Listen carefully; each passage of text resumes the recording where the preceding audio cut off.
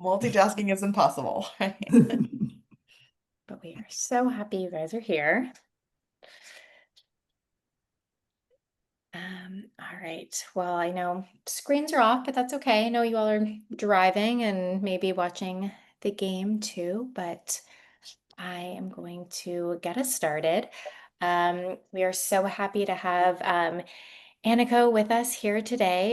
We started partnering with her, I think it was about 2 years ago. And a couple years ago, she came and trained our teachers in um, the digital wellness curriculum that we're using kindergarten through our sixth grade. And then actually upcoming in the spring, she's going to be training our teachers on media literacy curriculum as well as some AI curriculum support also. So we're really excited about that.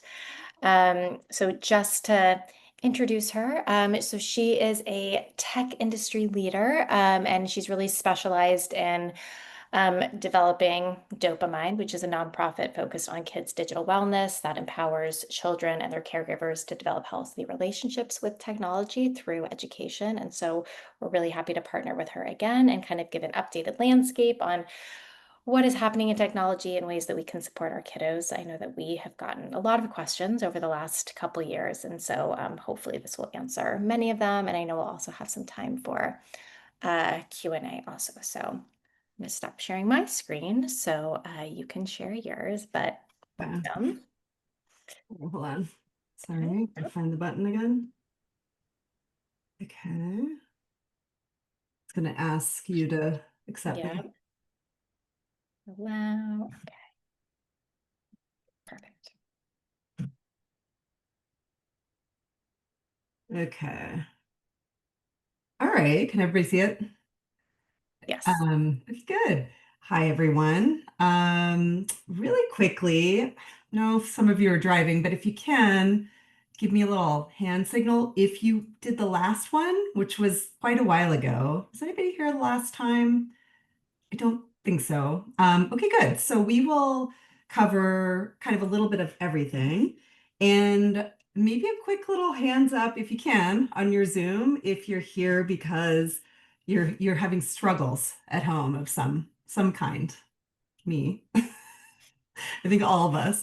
So I can't actually see you guys, but I will just tell you that you're not alone. And it's actually 2/3 of parents that say that parenting is harder today than it was just 20 years ago. Many are citing technology or smartphones, social media as the reason.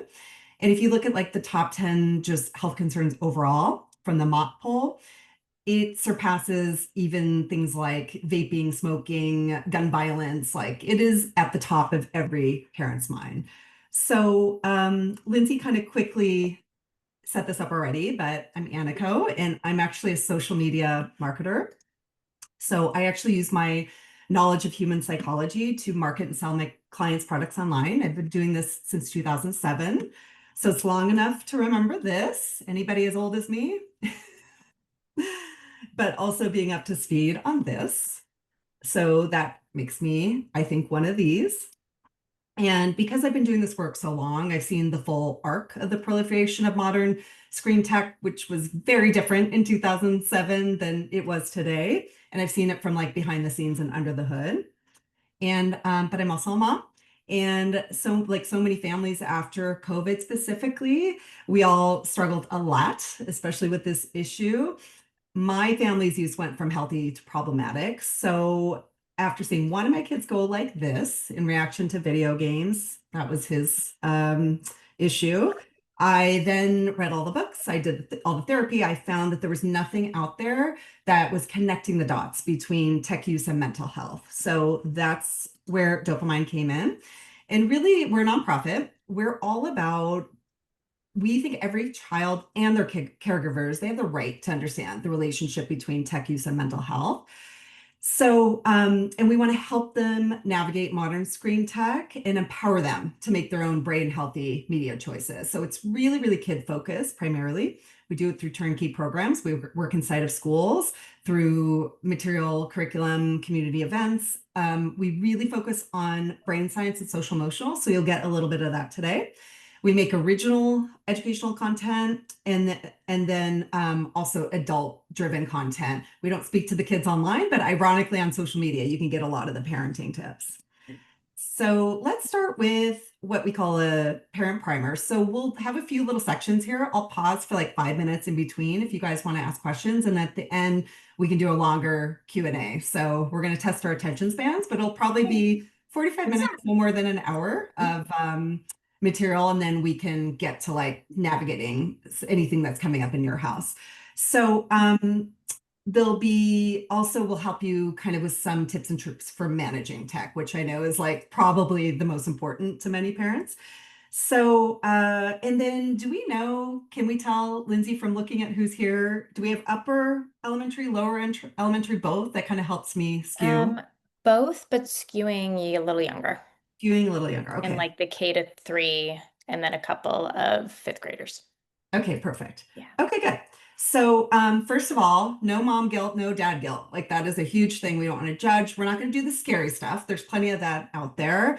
And we actually kind of don't even want to tell you what to do. We will a little bit help you with the navigating section. But when it comes to the brain science part, we really just want to like arm you with a great foundation. We want you guys to be able to make good choices independently. The apps are going to change. Everything's going to change and evolve. So we're really focused on the fundamentals with our material. So just to quickly cover this concept, which is super important for parents, we call it digital privilege. So it's not what you would think, which is like which kids have laptops and which don't. It's really about this idea that either socioeconomic status, how much you work, and maybe access to family support. So things like that can create actually a privilege to unplug or limit tech. So I have a lot of digital privilege. I'm married. I can hire a sitter if I need to, right? I'm not like a single mom with 4 kids and 2 jobs. That person might have very little digital privilege. So it's an important concept because we approach everything with empathy and try to kind of approach it without judgment. So important when you get into those uncomfortable conversations possibly later on when you're navigating this with other families. Also, every family can have different ideas, and that's okay too, about media screen time, pace of tech. We just want households to be healthy and happy. And then one size isn't going to fit all. You've probably heard that before. I wish it wasn't that way, but it's true. Each family is different and each child is different. I have 2 very different kids inside my own family. I have one that goes bananas, like I showed you, and then I have another one that's kind of a take it or leave it tech kid. So it really, really is so hard. So again, that's why we try to focus on the fundamentals. So super important. I'm sure you've all heard the term modeling or kind of understand what it means, but kids are watching us and we'll learn how to react in those similar situations. So when it comes to tech, there is research that shows correlation between parent-child screen habits. So it might seem like common sense, but this has been studied. So if a parent screen time is problematic, it will trickle down to the kid and the other way around. So one thing that we like to suggest is modeling tech use as a tool as much as possible. Obviously, there's some entertainment applications as well, but that can really help avoid those screen battles later on when your kids get older.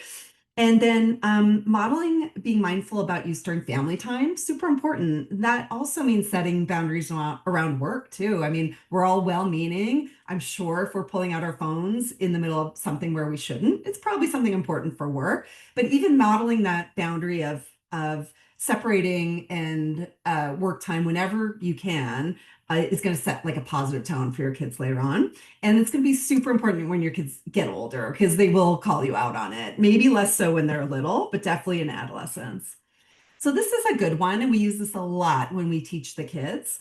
So just like food, tech is here to stay. It's part of our lives. So we kind of need to learn how to have a healthy relationship. It's not going to go away. So, but also like food, there's healthier and less healthy versions of tech, and I'll get into some more of that later. And then it's also similar in that you're not going to tell another family what to eat, right? At home, each family can have a different relationship with food as well, and we can respect each other's choices.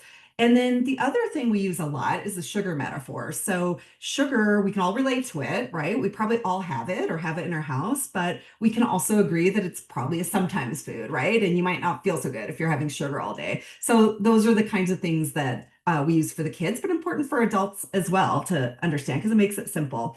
And then also different people are affected in different ways. So kind of thinking of food as consumption for the body, tech for the mind. And then, and I'm going to talk a little bit more about media sensitivities, but certain kids can be much more sensitive to others, to different types of media. So, scary or violent, for example, both of my kids are sensitive to this, or even tech in general. Again, I have one kid that's super sensitive to tech, another that is not at all. So, let's talk about that a little bit more about media sensitivities. So, it's almost like a food sensitivity. Um, and we covered scary or violent content. Some kids have no issues with that. Others will not sleep for a week, like my kids, if they see something like that. The other thing is, and this is my kid that is has a problematic relationship or that we have to manage. He's like a little bit more on the anxious side in general compared to the one that isn't. So kids that are naturally more anxious, more sad, they're often going to have a harder time with tech because they're going to brain is going to seek those tech rewards to make them feel better. And we'll talk about this later when I explain what the pleasure pain balance is in the brain. So we'll get to that and it'll make a little more sense. We know a little bit about ADHD. So those kids automatically tend to have reward seeking brains. So that can make tech management for those kids more challenging. These are the kids that might have a harder time turning off screens, or maybe they have a hard time staying on task on like a school issued device or something like that. Their brain's going to kind of seek the most rewarding technology it can. And then in terms of autism spectrum, what we know about that is there can be benefits. Like I know my co-founder in particular, and I've heard other kids like this too. He's on the spectrum. He actually benefited from distance learning, right? But it can be tricky for the development of social skills. So eye contact, reading facial expressions, things like that can be diminished. So, and then as well as sensory overload is another thing that can be tricky. So, and again, one size does not fit all, but those are generally the things we know about the connections. Okay, so this is a concept that we call secondhand screen. So now that I've explained it, you're probably thinking of scenarios where this has happened. So this is when one person is inadvertently inflicting their screen tech onto another. So it can be that person scrolling their TikTok loudly in the waiting room. It could be the kid playing the video game on the airplane, maybe the phone in the movie theater. The one that I think is probably most common is the public iPad used by kids. I was a baseball mom for 6 years. I would pack the bag of analog activities. The second another kid pulled out the iPad, they all gather around. It's just kind of the way it is. This stuff is irresistible by design. It's really hard to ignore it when there's that bright screen, the dark room, the colorful video, the sounds, all of it. But the thing is, it can create some social challenges.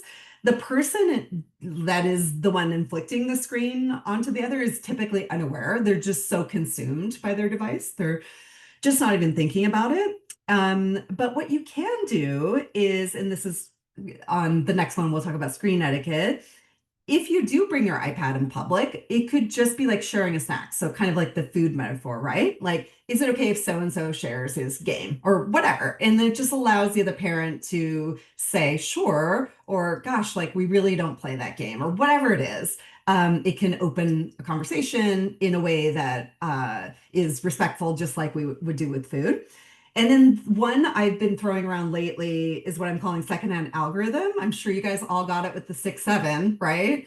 Even if your kid is not online, which my kids aren't, it infected all of us. So that's where we're describing when kids are affected by ideas or trends that they learned online. So that's like regardless of their access or exposure. So that's a big one to think about. It's something we talk more about for middle and high school, but you're probably already seeing some of that with your younger kids.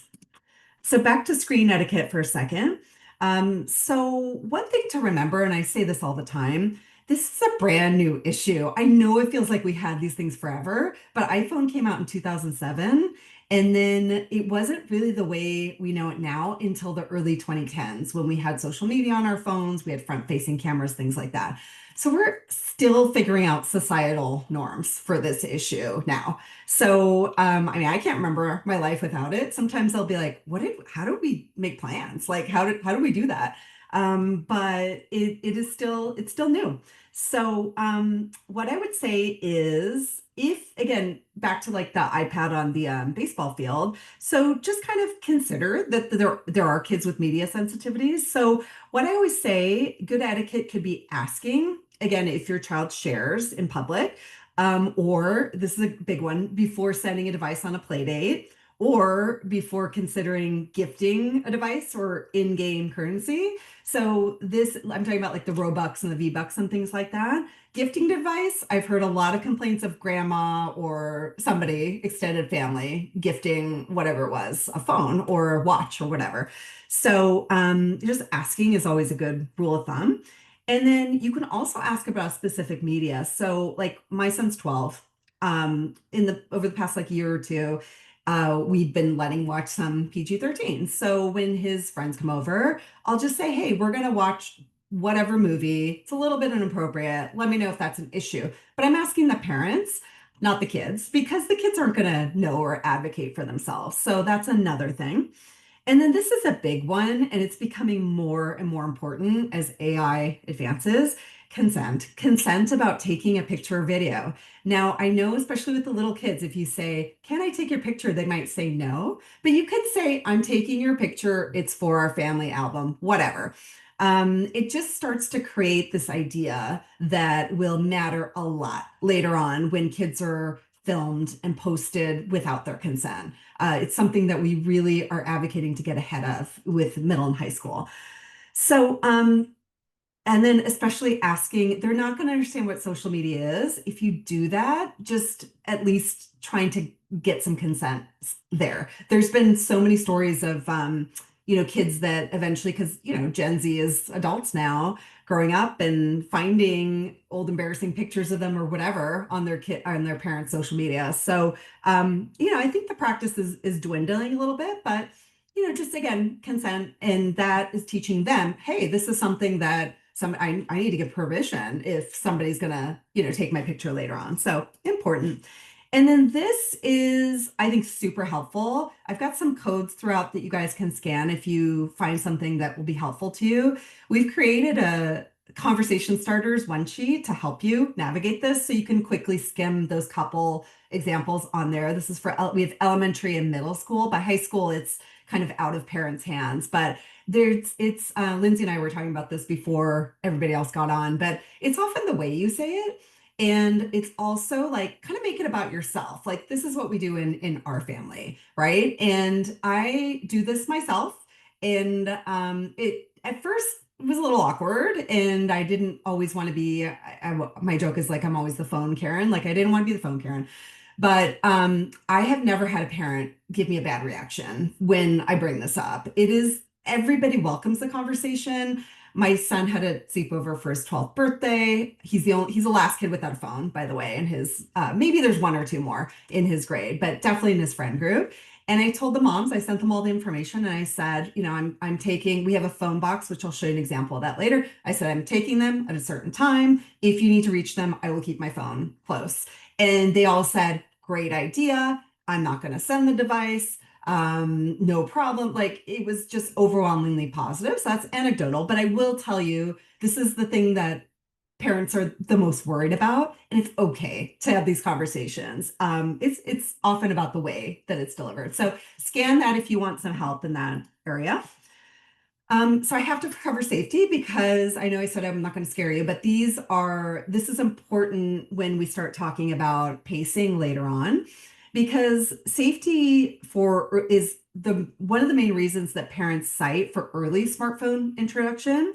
And it's also the reason why parents push back on phone-free policies. They're talking about emergencies, but sadly, they're talking about school shootings. Like there's no better way I can do this. I actually looked into this we do a phone-free school session for schools. There's a professor from Northwestern University that calculated this. There's a chart on the right-hand side there. It's 1 in 5 million. Obviously, I wish it was none, but you're more likely to get struck by lightning or killed by lightning or die a plane crash or get eaten by a shark. So and I know it's hard. It's parental fear. Like I get it. I'm a parent, but it is important to put some of these things into perspective. And then the other important piece of this is real world crime against kids is going down, down, down, but online crime is going up, up, up. And it makes sense. Like the predators, the people that are making trouble are going to where the kids are, which is online. So since the 1990s, violent crime has fallen 71%. So 1993 to 2022. But 60% of US adults believe there's more crime. We can get into like all those reasons. There's a lot of theories about why, but that it's just not the reality. But according to the FBI Internet Crime Center report, in 2020 alone, online crimes against kids increased by 144%. So that's 1 year over year. So I have to just kind of lay this out here just in the context of digital parenting because it's super important. And there are alternatives, which we will get to. And then lastly, and we'll get into the digital wellness stuff, there's a term called surveillance parenting. So this is where parents use technology to monitor activities, behavior, location. So it's GPS tracking is probably the most common. Homework portal access, that's a big one. I know you guys don't probably do that, but many other schools do, where parents kind of go on and micromanage their kids there. Continuous texting is another big one. So 84% of US families use some form of tracking to monitor their kids. Some families, it actually extends to when kids go to college or get married as well.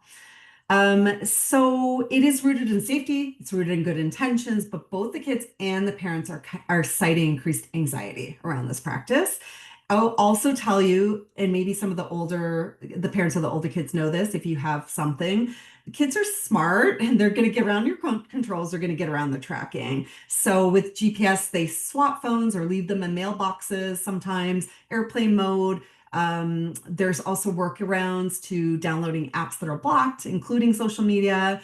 They use doc-driven programs. So this is happening on school-issued devices where they'll use something that is allowed, like a Google Docs or like a Notes app or something to communicate that way. So they're smart, and it's a game of whack-a-mole, really. I will cover Apple parent controls briefly. I will just say about that, they are a retrofit to adult products. So if an iPhone was made for a kid, we wouldn't need to put a control on it, right? So, but I will say Apple, and I've been an Apple user since 1996. So they are an amazing hardware company. They're not a software company. So their controls, they are problematic. They're hard to set up. They are flawed. Kids can also, parents don't know this, but they can pop up a Google browser in apps without them knowing. And they also can make it tricky to work with monitoring software that does work, like Bark. And then lastly, I talk about this a lot when I speak to our contributing experts, and it has to do with this concept of resilience. It actually makes it harder for kids to build resilience and problem solving skills if they can call or text you anytime for any little thing, right? Or any little discomfort. And then it's also just this idea of like planning ahead, right? Like I know it's convenient to not make plans and then kind of text at the end of the day to figure out pickup. But teaching them to make that plan at the beginning of the day is building so many great skills for later on. So quick pause does anybody want to bring up anything before we get into the actual brain science part? I don't see anyone. Okay, we will keep going. Is everyone awake? Okay, so I love this quote because it's kind of epitomizes everything that is the mismatch between our Paleolithic brains and modern technology. Basically, technology has evolved faster than our human brains. So let's talk about that.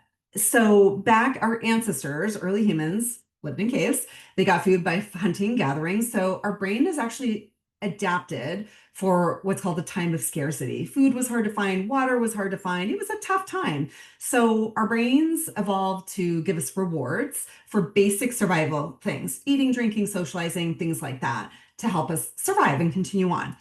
Adolescents are also, and I know we have mostly younger kids, but you've got probably some pre-adolescents in there. They're going through a really highly sensitive period of brain development. They take more risk, more emotional sensitivity. They evolved to be this way. They needed to find mates and to fight enemies. By the time they were adolescents, they were expected to do that. So it's kind of an interesting connection to think about it in that way. And then lastly, you don't have a prefrontal cortex, which is the part of our brain that helps us kind of pump the brakes on thoughts, behaviors, decisions that might be inappropriate, distracting, harmful. It's it's developing rapidly during adolescence, and it doesn't fully form until about age 25. So these are the things that I think are most important to think about when it comes to the brain. And then the evolutionary principles that are most relevant to tech. First of all, are light. We're evolved to pay attention to light, to be sensitive to light, follow the rise and fall of the sun. Our ancestors got that rush of energy at sunset so they could finish what they needed to do, get back to their cave safely. And then seeing artificial night light at night kind of tricks our bodies into thinking it's morning or sunset. So, and I'm sure everybody knows this by now, but the blue light at night, right? You've probably heard that. So this, your body is not doing anything wrong. It's actually doing what it's supposed to do when it sees light. Play. I know I don't have to, I'm preaching the choir for this one, but children are evolved to play. And I'm talking about real world play. Playing online is different. But they need to practice skills that were important for survival. So nonverbal cues are missed when you're socializing on a screen. And then also like the feel-good hormones, oxytocin, serotonin, endorphins if you're running around. So it's just a more shallow method. No, it's better than nothing. Obviously, during COVID and all that, it's great that they could connect that way. But I'm talking about real world, in person, messy, make it up, creative play. And then lastly, super important, we teach your kids and you that we are actually evolved to feel bored. Boredom's a good thing. Boredom made us try new things or explore new lands, for example, new foods, new lands when we were, back in that Paleolithic era. It also makes us more creative. It activates a special part of our brain that helps us make sense of the world, solve problems. This is why you have that cliche exists of having your best ideas in the shower, for example. And then let's cover dopamine a little bit. So when we accomplish, learn, or discover something new, so it's about novelty, we get rewarded with dopamine. That's what makes us want to repeat those behaviors. It's called the reward circuit. So I already mentioned how we got it before in the Paleolithic era. But now the thing is, it's not that dopamine's bad, but everything on our computers, phones, TVs, gaming systems, it's designed to give us lots of dopamine. And that's to keep us on our devices longer. So, and then I mentioned pleasure, pain, balance a little bit earlier. So pleasure and pain actually work like a balance in our brain. This is from Dr. Anna Lemke's work of Dopamine Nation. So it's just like a teeter-totter. So for the kids, we call it a feeling teeter-totter. It wants to remain level. So when your kids are hitting those dopamine rewards really hard, playing a lot of Roblox, whatever it is, they're going to feel really good while they're doing that, right? But when the iPad goes away or whatever it is, that teeter-totter is going to tip all the way back to the bad feeling side. So they're not going to feel good at all. And then if you were to do nothing, it would just go back to center. But the thing is, the pain side, when you tip that way, it's stronger and longer. So it can actually make you feel more anxious, more sad, more mad. And then eventually you're going to need more and more dopamine to feel anything at all. So that's like what we would describe as tolerance. So if you take away one thing, kind of think about that teeter-totter when your kid's having the meltdown, although maybe none of your kids have had the meltdown. And then just really quickly, we can cover this a little bit, but it's a little more for the older kids, but particularly in adolescence. So this is more for upper elementary, but kids are starting to form their identities, their sense of self-worth. So these things are super important, and these things existed when we were growing up. It's just that video games and social media supercharge these things. So I'm talking about social comparison, I'm talking about FOMO, and I'm talking about social exclusion. And there's many reasons for that, but one of them is that indicators like likes or points publicly measure our differences. And then our comparison sets are so much larger. Like you might have compared yourself to your class or your grade, like at the worst, the school, not billions of people online that come from, a stratosphere possibly that you'll never get to, right? So just kind of remember these are issues that already existed, but they're supercharged. And then we can cover attention focus a little bit. We made a joke about multitasking in the beginning, but you actually can't multitask. What happens is your brain is jumping really fast between tasks, and it's actually kind of exhausting to do it. And it has to kind of go back and correct errors.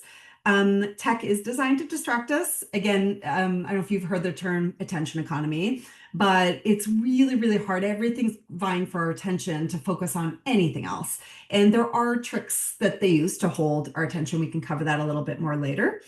And then we're also filtering more stimuli than any other point in our history. So these things all make it really, really hard to stay focused. And we have had a collective decline in focus in the past 20, 30 years.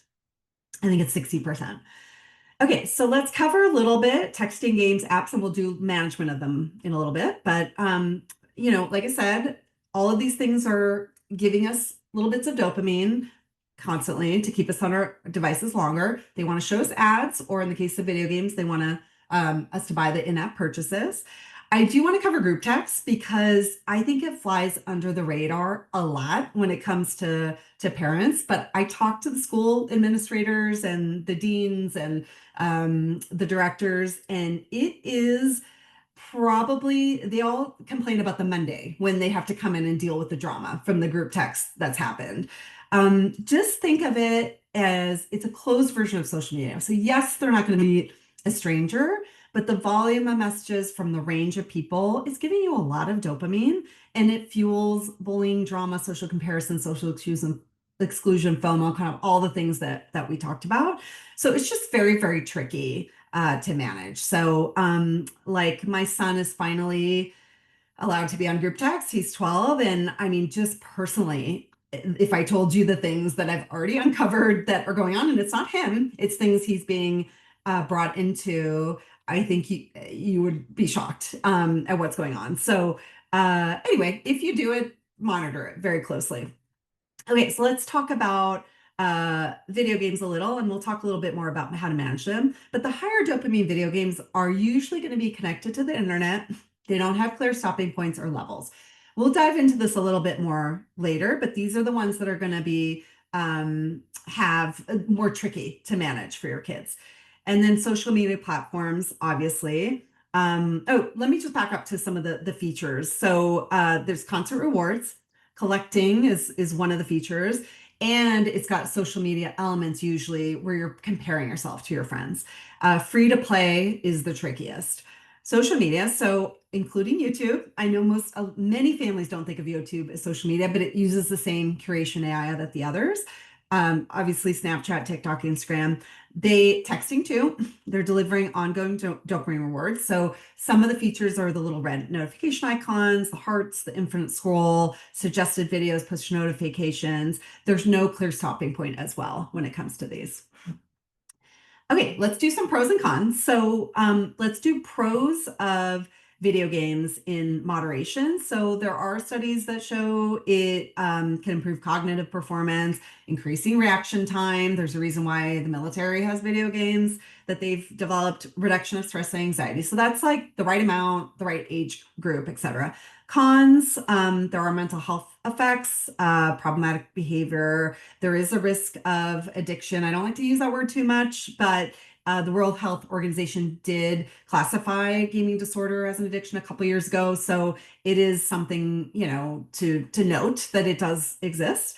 And then for social media, pros, and there's some in moderation, staying connected, obviously, finding community, learning about new topics, finding information. Cons, unfortunately, are pretty vast. Anxiety, depression, intense social comparison, exclusion, negative self-esteem, body image, unwanted contact with strangers, harmful content, opportunity cost. Opportunity cost means what we're not doing when we're spending all this time doing this other thing. And then AI, I'm not going to spend too much time on it. We actually have like a whole parent ed devoted to this coming in January, but I will give you just my pros and cons so far. It's so new. It's advancing really quickly. We're constantly monitoring it.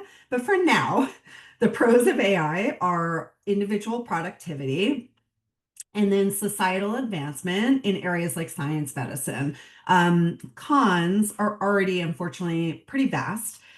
So I'll cover the main ones. So sycophancy. So it's really not good for us, especially kids, to hear what we want all the time, right? Like that is not reality. Job displacement. You've probably heard some of that. We're at the beginning of this.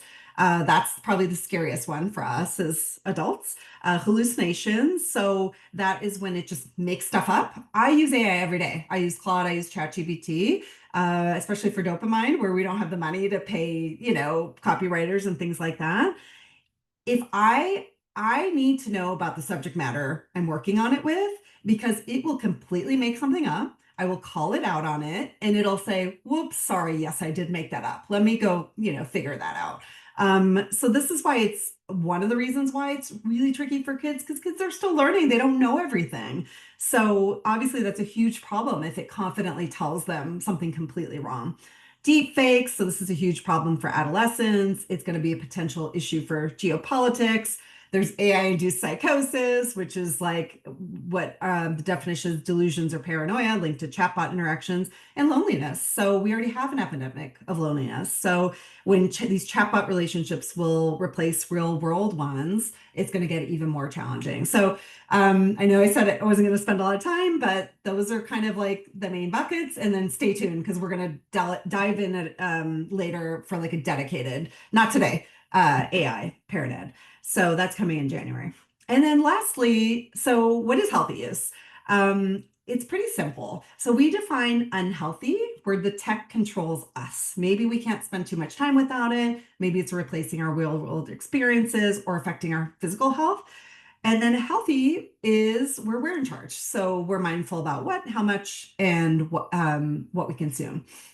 And tech boundaries, so we'll get into them a little bit. I'll give you specifics here, but it can include like limiting apps or games that give you negative feelings. Devices out of bedrooms is a huge one, super important. Saving high dopamine activities later in the day, that's a good one because it's really hard to read a book after you've, hit Roblox for 2 hours. Putting away devices during social time and then 2 hours before bedtime, if you can. I know it's hard. The research says 1 to 2. It's hard for most people, but just know that that is important. And then this is a big one. So age appropriate media. So this can be shows, movies, video games, apps that are made to be appropriate for a specific age group. I'm a huge fan of Common Sense Media. They're one of the biggest orgs in this space. But what they do really well is I would get the membership. I have the membership. And if my kids ask me for something, I'll say, let's look it up together. And not only will it give you an age rating, but it will point out like different things like, sexual content or violence or whatever, so that you can really get a good idea for what you're doing before you do it. And I use it as a bad cop. So my kids will ask me for something. I'll say, oh, let's look it up. Oh no, Common Sense says 13. Let's talk about it later. So I really recommend making Common Sense your bad cop.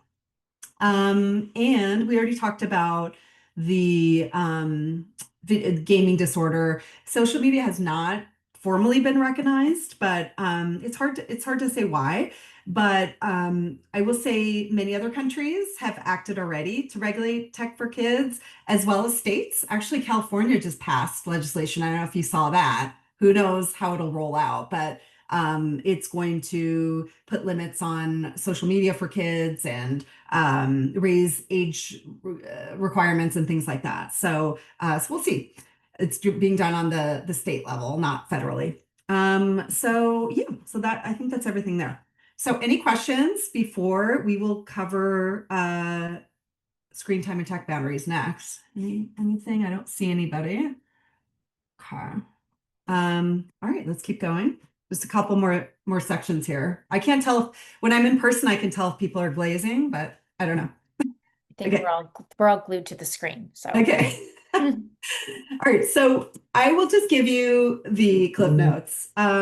So just if you remember this as like a very simple rule of thumb, it's going to really help. So less is more when it comes to tech, and later is better when it comes to tech. So we'll dive into a little bit more about that, but so let's talk about screen time. I actually really hate this term because it's not really about the time, first of all, but it's also like, what are you doing on there? Like, if you're doing your homework, that's very different than scrolling TikTok, right? So that's where we get into like trying to help people think about what the media is doing to their brain. So they're really, but I know the younger families want to know. So I will say there's not one clear standard. There's several organizations that have put together limits. They're similar, a little bit different. Generally, nothing under 2 unless it's video chat, and then limiting it from there. So, but that I think like when it comes to like the pediatricians, it's about opportunity cost, but it's also about some of the physical health stuff. Like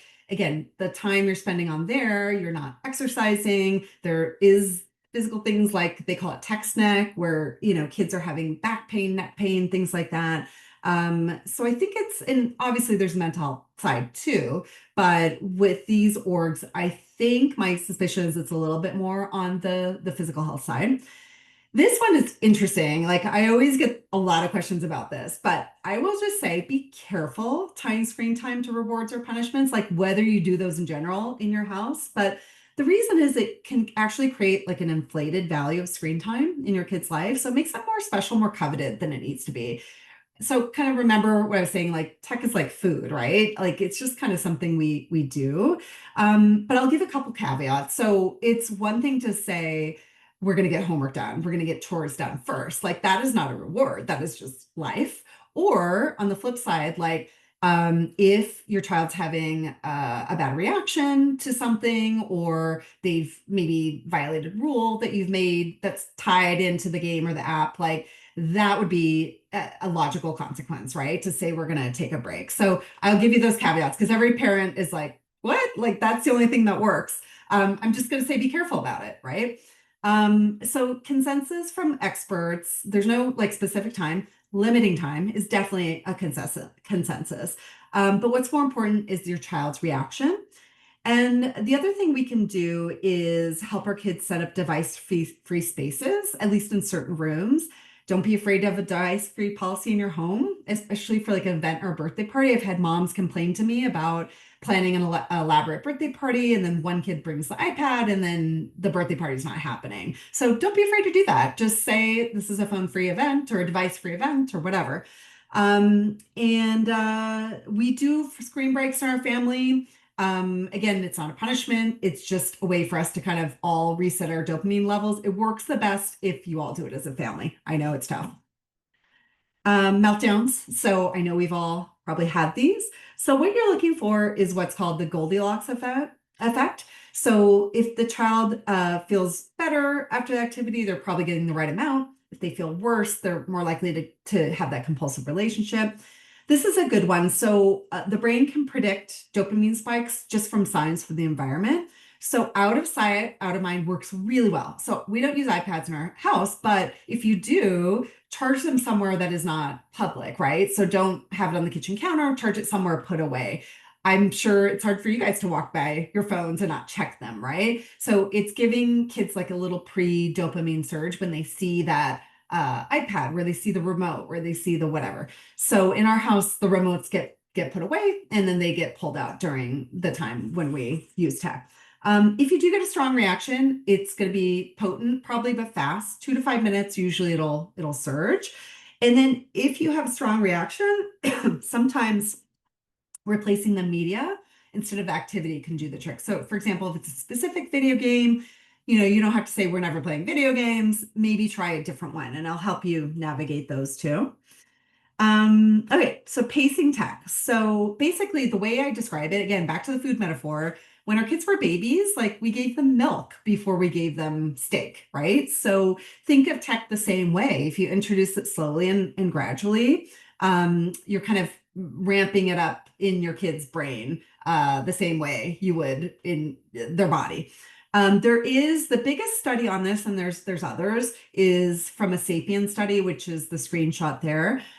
Kids who receive their first smartphone before age 13, they have significant lower levels of mental well-being compared to those who receive it at a later age. So that's why we have wait till 8th, which tells us wait till the end of 8th. And then Jonathan Haidt's work too, the anxious generation, says keep them out of middle school. So, again, no judgment or anything if anybody's done it sooner, but just so you know where that is coming from. It's tied to this study and others. So I do have to quickly cover 13 plus age recommendation for social media. You probably all heard that. So it's based on a law from 1998, before social media was invented, called the Children's Online Privacy Protection Act, COPA. And all it says is companies can't collect personal information or data from children. That's it. So it doesn't have to do with mental health or safety or anything. And that is where we've all resonated. We've all, as a society, said it's 13. By the way, the senator that was responsible for that wanted it to be 16, and then they negotiated it down. So I will give you the latest consensus, even though, I already told you I'm not going to tell you what to do, but I just want to tell you what the consensus is.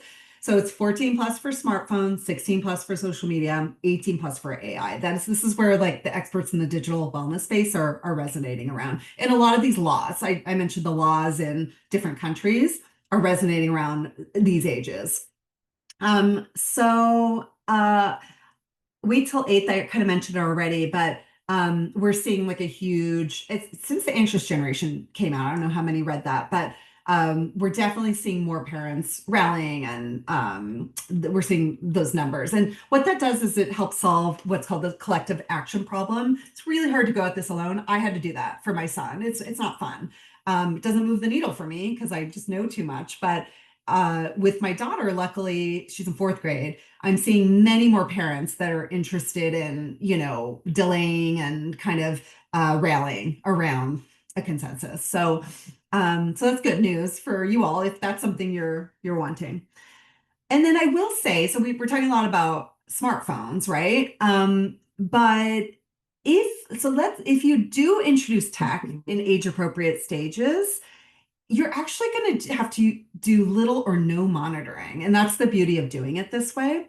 There's so many adolescent friendly tech options. So you can start with like talk and text and then add on features as kids grow, as they gain responsibility, as you're ready to manage it. Because when you give something, you better be better ready to manage it, right? You better understand the app, maybe download it yourself, like know what it's all about, right?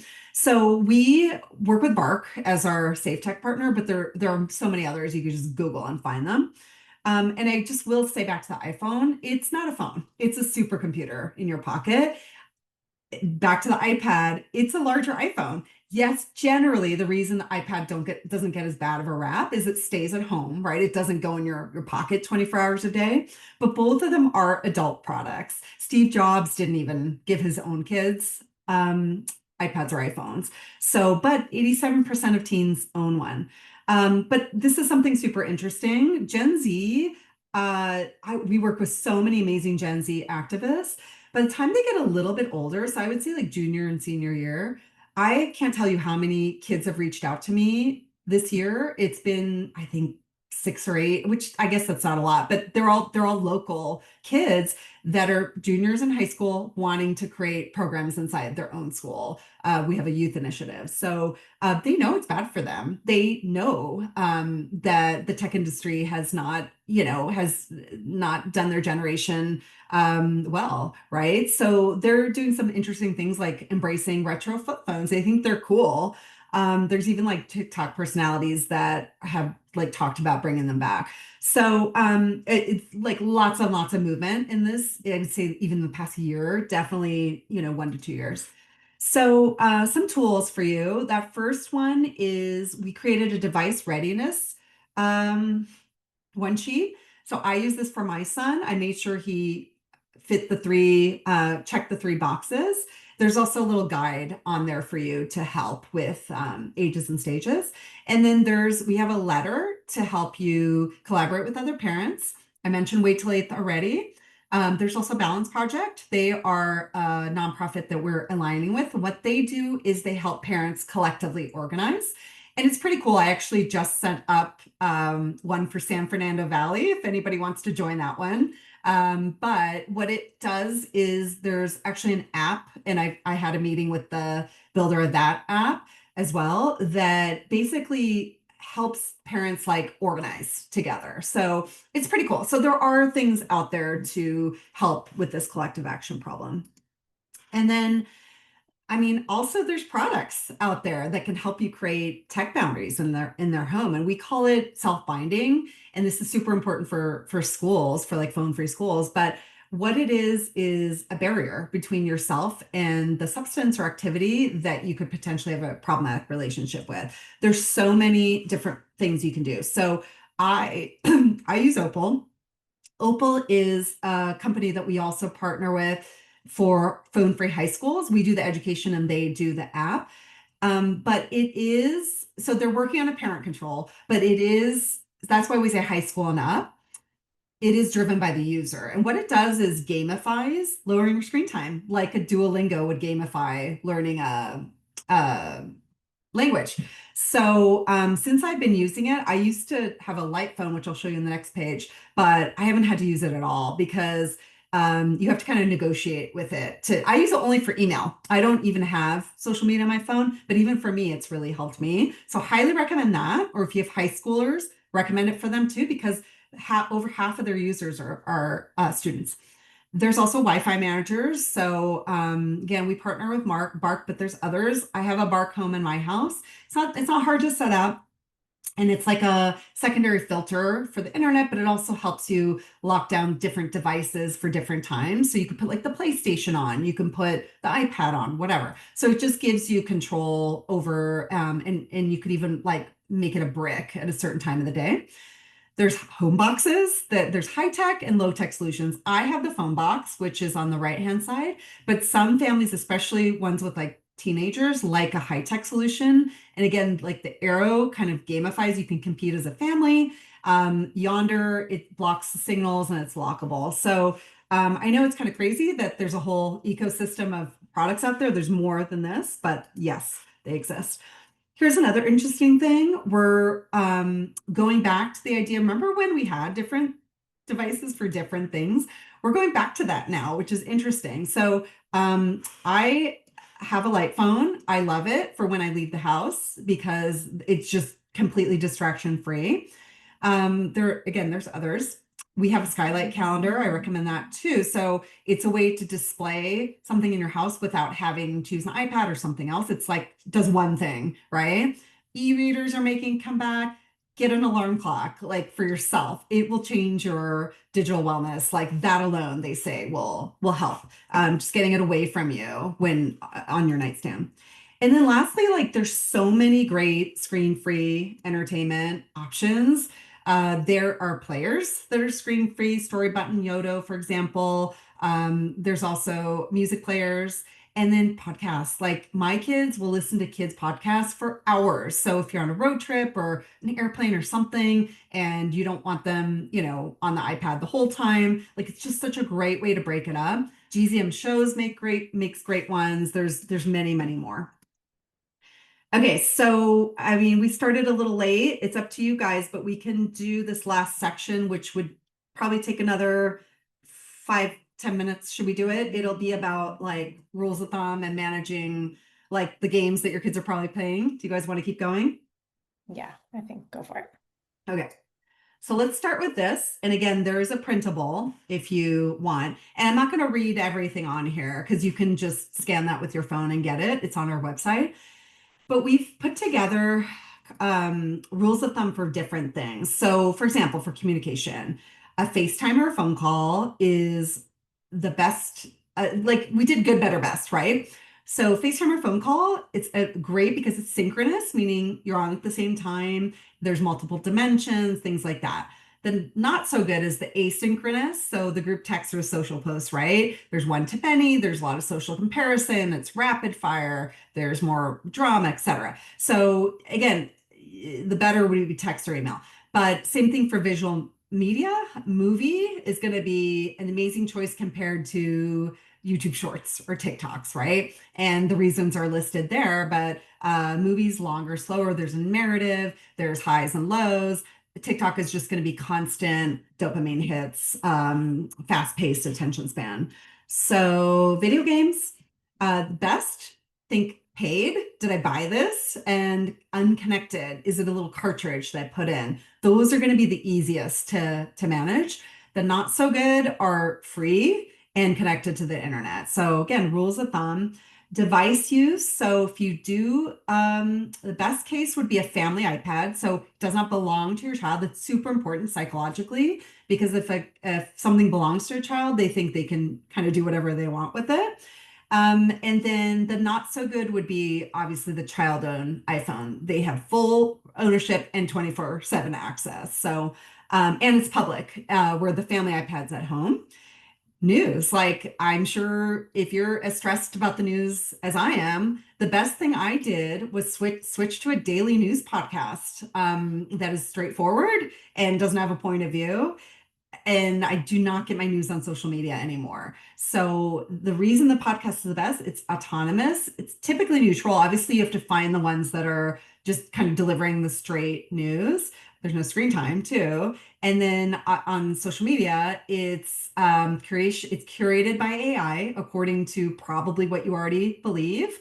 There's negative and influencer bias as well. So yeah, if this is helpful, scan that code, and I think it just helps, like you can plug anything you want to try into this and see. Okay, so I know we have younger kids, but I don't know. Roblox is going very young. Do we have any Roblox players or Minecraft maybe? I'm gonna do it anyway, and because if it's not coming up now, it will. So the most popular games also tend to be the most sticky, and that's because the kids are spending the most time on them because of their high dopamine design. So the games that the kids are going to tend to talk about the most, they tend to be free to play. And but if you dig into them, many of them are actually rated much older. So this is where common sense media can become your best friend here. So let's start with Minecraft, which I let my kids play Minecraft. By the way, creative mode is much different and better than survival mode. So my daughter is 9 now, so we just started doing Minecraft for her.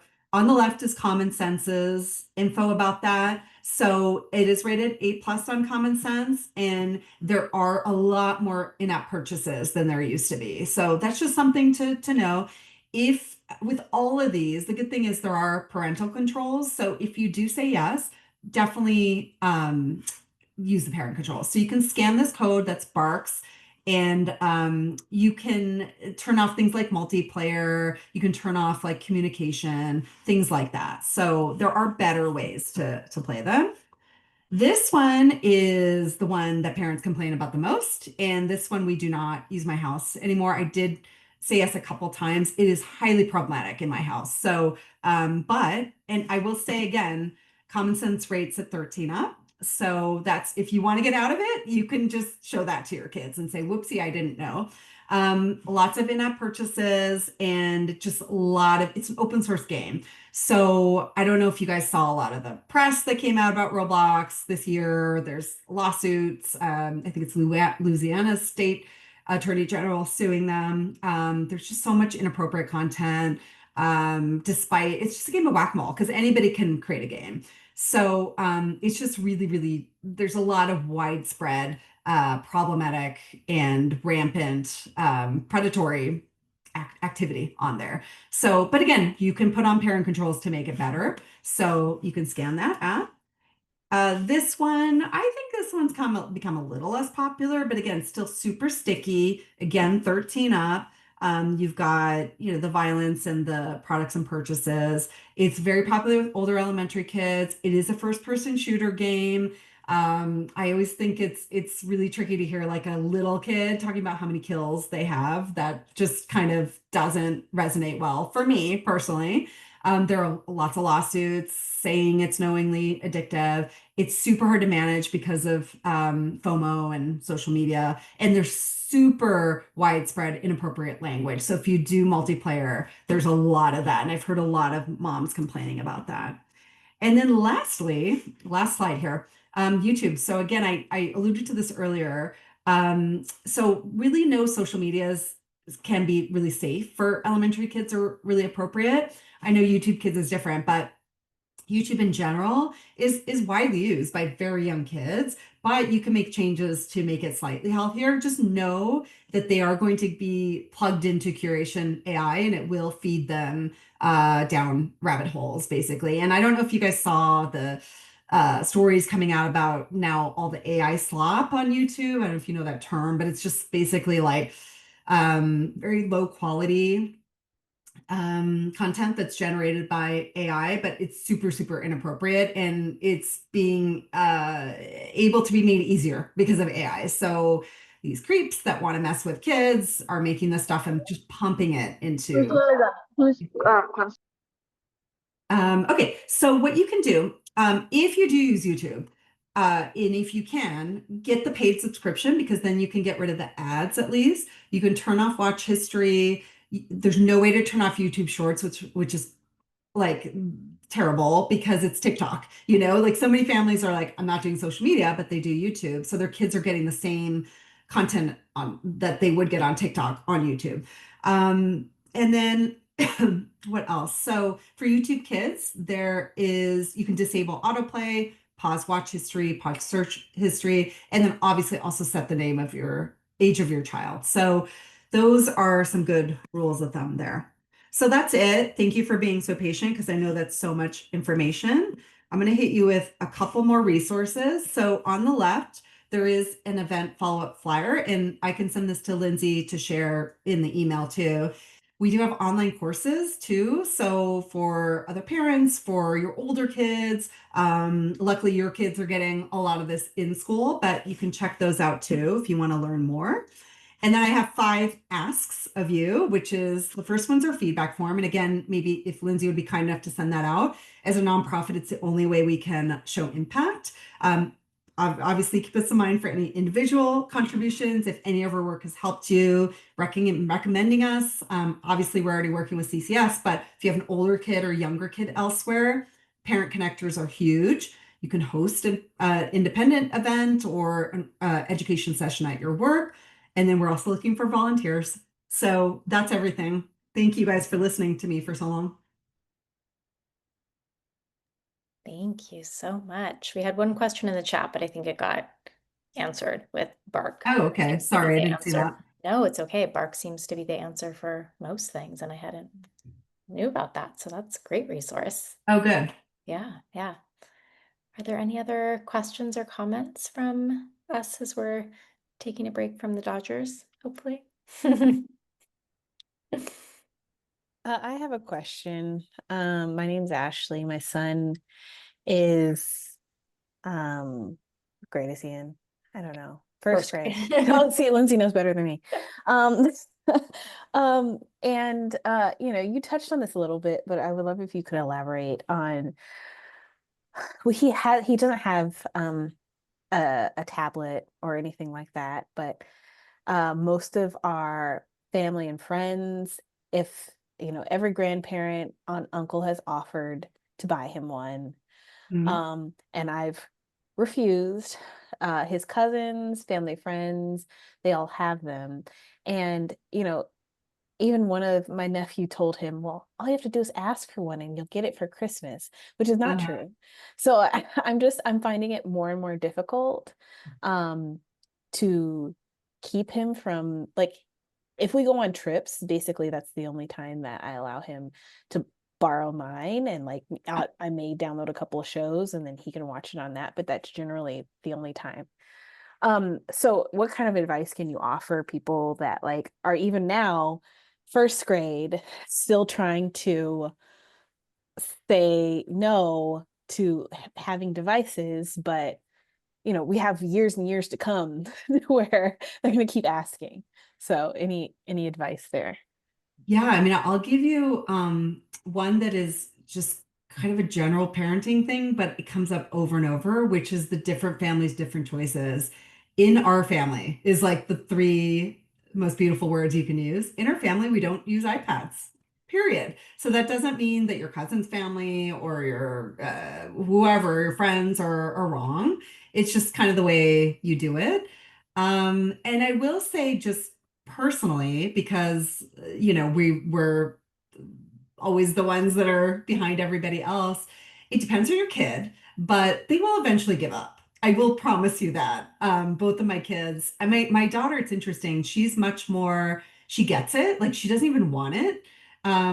She's in 4th grade. So, but my son, I think she's a little bit more, because I've explained all this stuff to her, obviously, in length. So I think she's a little bit more she's more confident personally, right? So she doesn't care that other people have it. Where my son is much more cares about that he's like the only one that doesn't have it. So temperament does make a difference. But I will tell you, my son has given up on asking.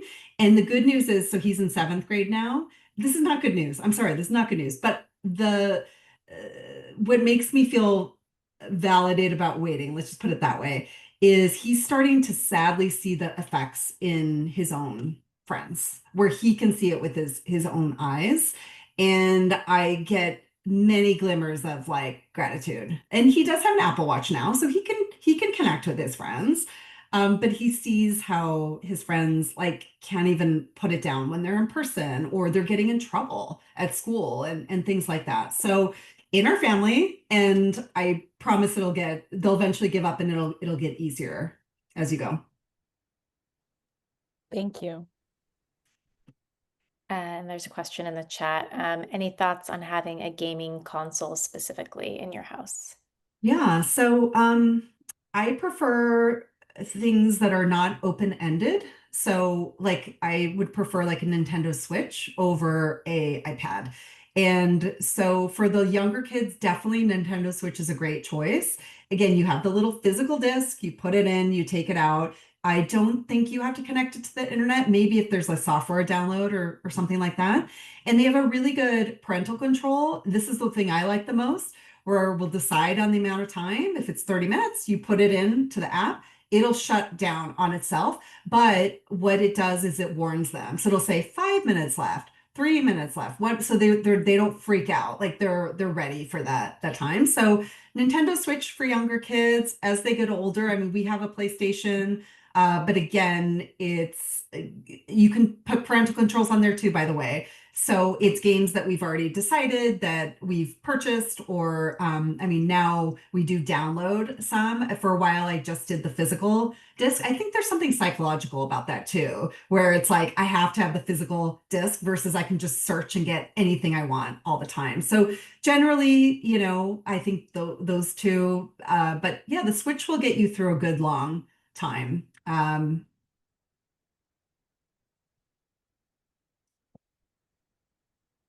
And one thing also I was going to say, Ashley, too, and to everyone, I think that having the kids start to understand just how technology impacts the brain in a very non-judgmental, but very kind of matter-of-fact way, which is why we started even doing the digital wellness curriculum, because there was just some agency and around feeling like there was the why behind maybe some of the choices that either parents are making or that are happening in the house that maybe parents weren't necessarily articulating, of like, well, why, how come, and then having some kind of science and neuroscience to back it up. We've had some really great conversations in class, and so hopefully that helps conversations at home too. I see education, ed tech. Should we answer it? Yeah. Do you guys use ed tech? Am I going to step on your toes? No, there's a couple of like math things that we Yeah. what we use, but intentionally, yeah.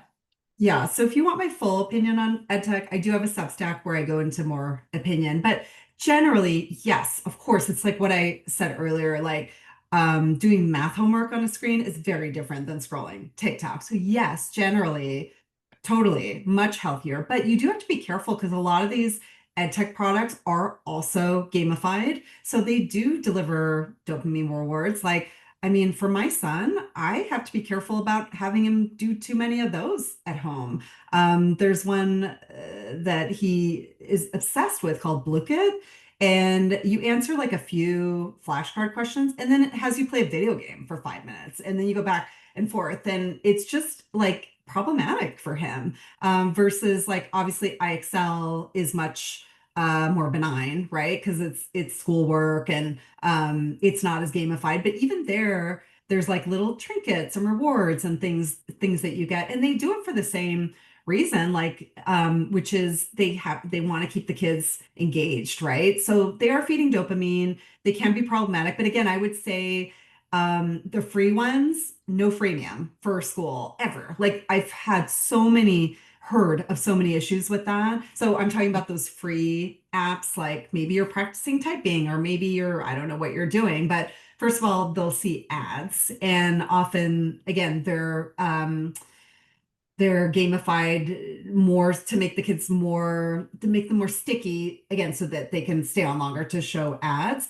But if your school is paying for the app or you're paying for the app and you know it's focused on education, obviously much better than just some of these other ones that I've talked about, like especially the free to play games for iPad and or social media, obviously. So much better. But the thing that I always say too, especially when we get into middle and high school, is, and again, I know I said don't worry about the term screen time, but these kids do have to look at the screen a lot. So even like eye strain, you do have to worry about sleep. You have to worry about, it's like in my house, my son's in seventh grade now. Like if he has computer homework, we just get up early to do it. You know, if he's gotten home late from an activity, and I know that doesn't work for everyone, but for me, sleep is so important. But I've had so many families complain to me about we want to get to bed, but they're doing homework on the screen until 10 o'clock. So I know that's really hard, and it's a big battle between parents and school. So you all are lucky to be in a school that's pretty minimal, but many others, there's a lot of it. And then they're sending home school issued devices that then the parents have to manage at home. So it's a huge battle between parents and schools, especially more so with public school, I would say. But generally, educational, obviously better.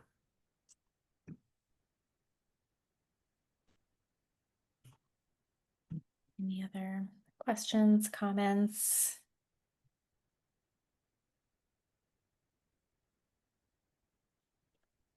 Okay. Well, thank you. Thank you all so much for coming. Thank you, Aniko, so much for sharing all your wisdom. We appreciate you and look forward to keep on partnering with you for our kiddos. Yeah, thank you guys so much. All right. Well, have a good night, everyone. And we'll see you all soon. Bye.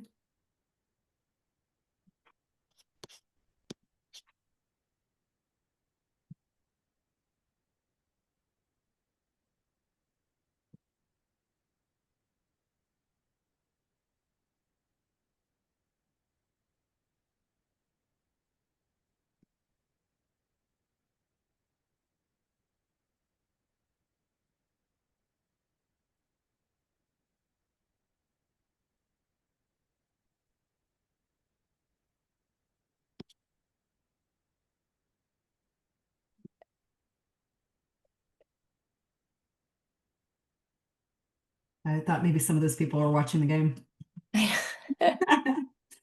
Well, it was